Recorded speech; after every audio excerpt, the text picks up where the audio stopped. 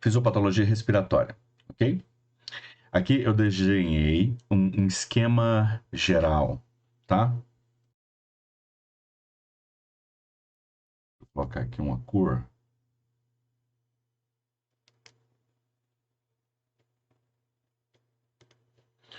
Eu desenhei aqui um esquema geral do sistema respiratório. Então eu desenhei aqui como que funciona o sistema respiratório para a gente poder entender como que ele não funciona. Bom, o sistema respiratório ele vai ser responsável pela entrada de O2 para os tecidos e a retirada do seu produto, o CO2. Ele tem basicamente dois sistemas. Um sistema de via aérea chamado de trônquio-brônquio alveolar e um sistema vascular. E uma interface entre esses dois sistemas que a gente vai chamar aqui de membrana, ok? Então, o sistema tráqueo-bronquíolo alveolar, ele é o conjunto de canais que levam o O2 do ambiente, né, o ar inspirado do ambiente, até o seu segmento mais distal, que a gente sabe que se chama alvéolo. E é lá onde vai haver a difusão dos gases, oxigênio para dentro dos capilares e CO2 para fora dos capilares. E eu tenho um sistema vascular que as estruturas à direita do coração vão levar o sangue não oxigenado para essa interface aqui de alvéolo capilar para haver a troca de difusão. Então, quando eu tenho uma doença respiratória, eu tenho uma doença em que eu vou ter um problema nessa via aérea, tráqueo, brônquio, bronquíolo. Eu vou ter um problema, então, aqui, eu posso ter um problema aqui, eu posso ter um problema no alvéolo, eu posso ter um problema na membrana, nessa interface entre o alvéolo e os capilares, e eu posso ter um problema na parte vascular, nos capilares, artéria pulmonar e seus ramos e tal, ok? Então vamos começar aqui pelos alvéolos, ok? Então tá. Como é que o alvéolo pode, entre aspas, pode funcionar mal? Então tá. O alvéolo, então, é esse segmento final da árvore traqueobronquioalveolar que funciona como um sáculo, um pequeno saquinho, aonde o ar vai fazer a sua interface com a membrana intersticial aqui, o capilar. Isso aqui tem que se encher de ar, ok?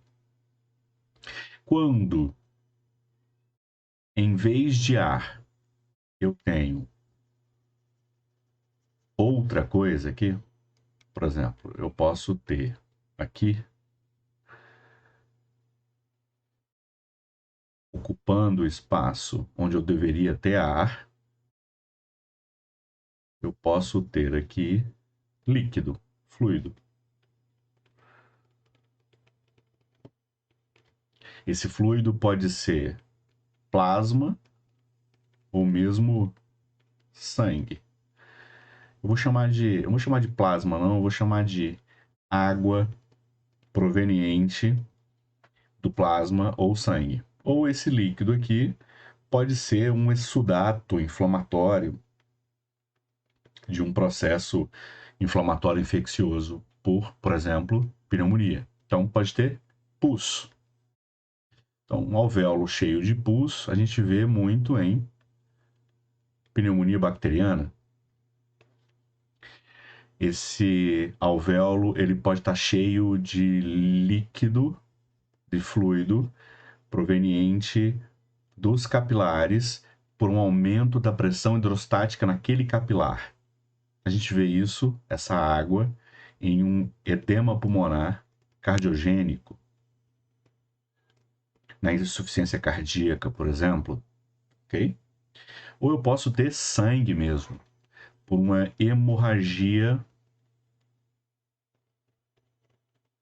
alveolar.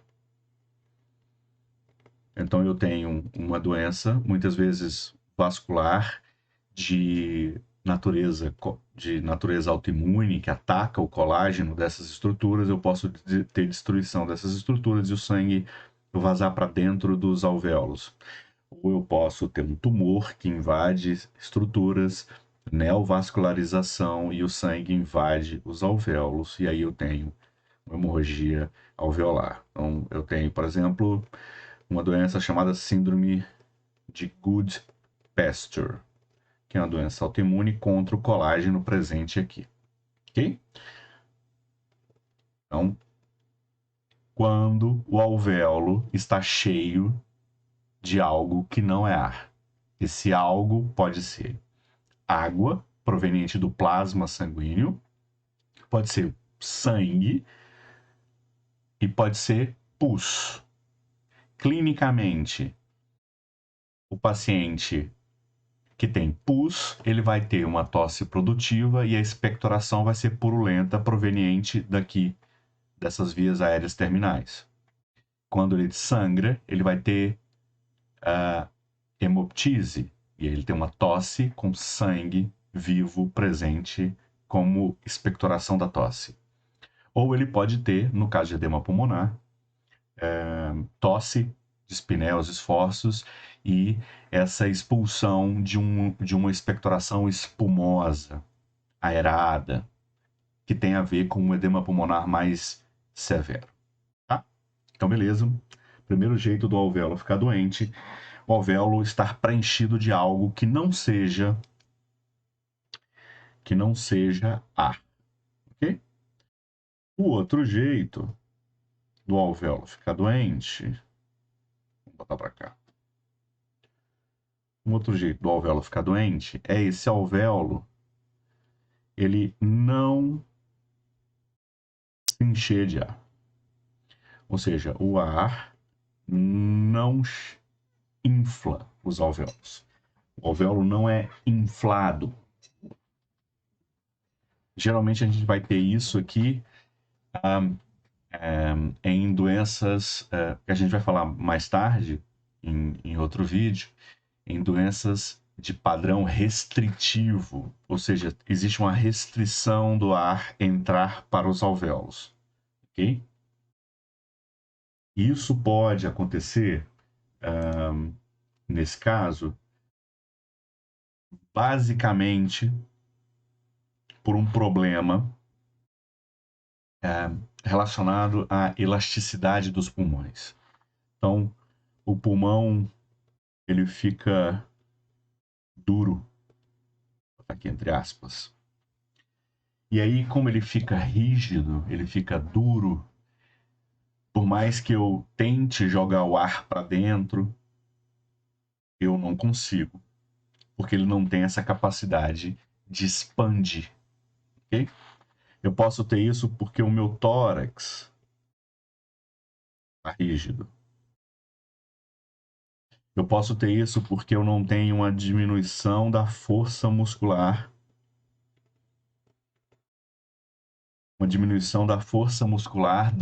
da musculatura diafragmática, intercostal, acessória, que faz com que eu aumente a pressão intratorácica, diminua a pressão intrapulmonar e a pressão do ambiente seja maior, esse ar entre para dentro das vias aéreas e infle os meus alvéolos. Então, a fraqueza da musculatura respiratória por doença neurológica, por exemplo, se o cara faz uma lesão alta aqui, cervical, ele perde força muscular por causa da falta de eferência motora para essa musculatura, e aí ele tem um padrão restritivo de ar. O ar não entra para os pulmões e os alvéolos não se insuflam, ok? E, por último, eu posso ter uma falta de sinal neurológico para iniciar a parte respiratória quando acontece na apneia central do sono. Quando falta algum problema no meu centro respiratório neurológico que falta, que não manda um sinal para os pulmões que ele tem que respirar. Então, basicamente, aqui eu tenho doenças restritivas. Só para fazer um parêntese, o que eu estou querendo dizer com restritiva é o seguinte: existe uma forma de classificar as doenças respiratórias entre doenças restritivas e doenças obstrutivas. Eu faço isso num exame complementar que se chama espirometria, ou teste de função pulmonar. E aí, nesses testes, eu consigo perceber se aquela doença que atinge os meus pulmões, a minha via respiratória, ela tem um padrão restritivo, ou seja, o ar não entra, ou ela tem um padrão obstrutivo, ou seja, o ar não sai. Ok? Que seria, então, a próxima opção. Obstrutiva.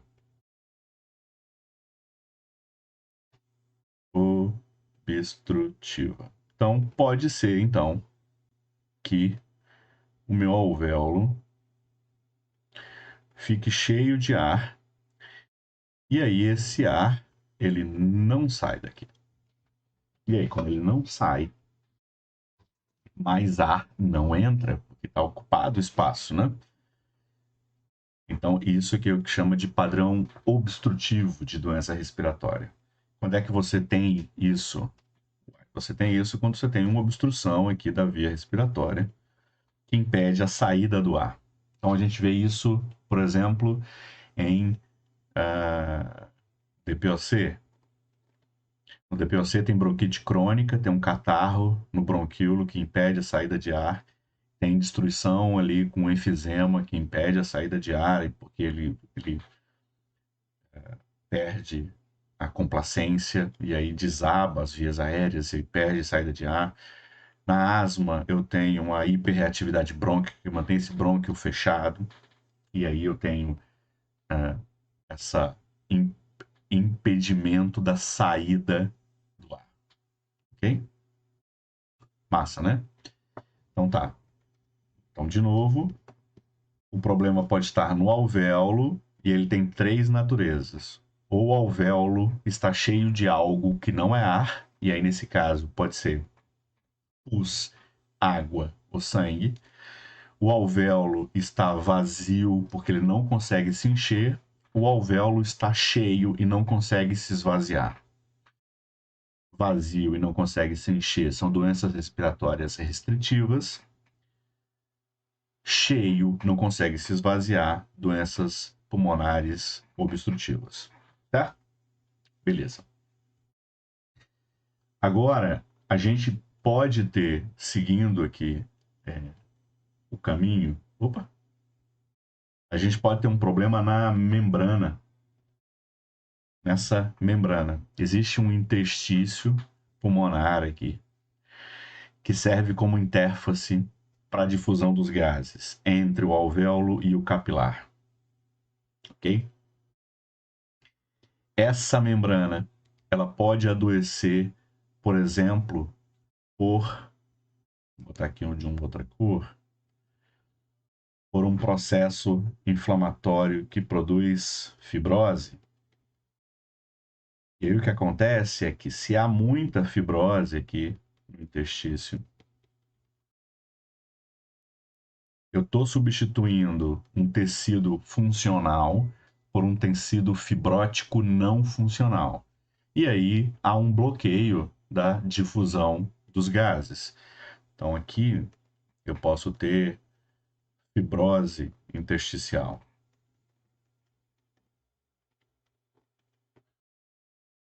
Eu posso ter também edema intersticial. Então, sabe aquele edema que produz líquido para dentro do alvéolo?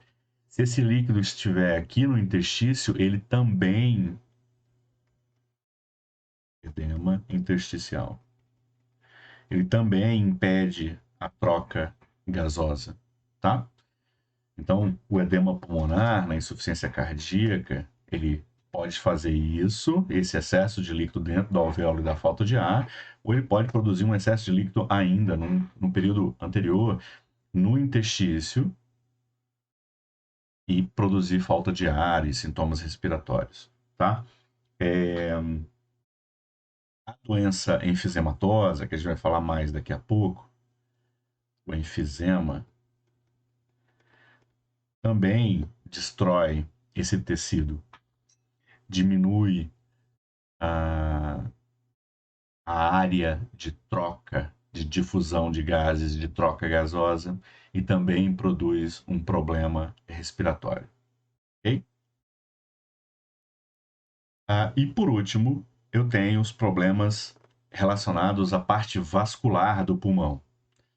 E aí eu estou citando aqui com relação ao capilar, porque essa figura do alvéolo interstício capilar é a unidade básica da respiração pulmonar. Então, no caso de doenças que envolvem a vasculatura pulmonar, a gente tem um exemplo aqui já citado em aulas de patologia cardíaca, a embolia pulmonar. Então, o que acontece é que aqui, ó, vai vir um trombo, geralmente não vem um trombo, né? O trombo é local. Vai vir um êmbolo de um trombo lá nas pernas, que vai viajar pelo sistema venoso, cava inferior, entrar pelo átrio direito, ventrículo direito, sair pela artéria pulmonar, e em algum ponto aqui da artéria pulmonar, ele vai bloquear o fluxo sanguíneo para uma região específica dos pulmões, né? Produzindo embolia e muitas vezes infarto pulmonar. Ok? Beleza. Então, essa é uma possibilidade. A outra possibilidade é a doença da artéria pulmonar, hipertensão pulmonar.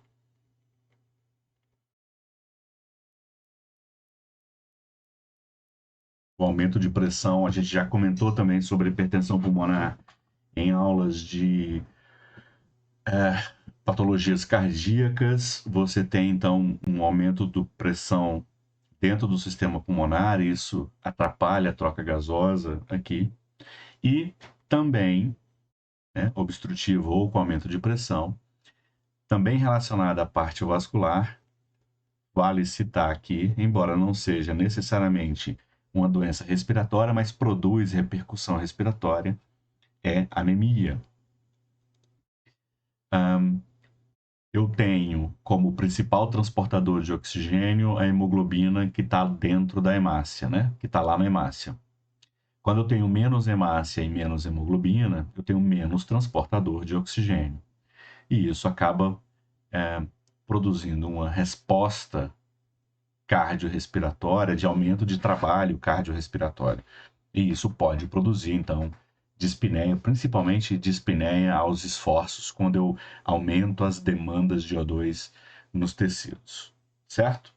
Beleza. Então, esse é um esqueminha geral de aonde é que está o problema na hora que eu tenho uma doença respiratória. Daqui a pouco a gente vai falar de algumas doenças respiratórias, aí vocês vão entender como que isso aqui funciona em cada caso, beleza? Até o próximo vídeo.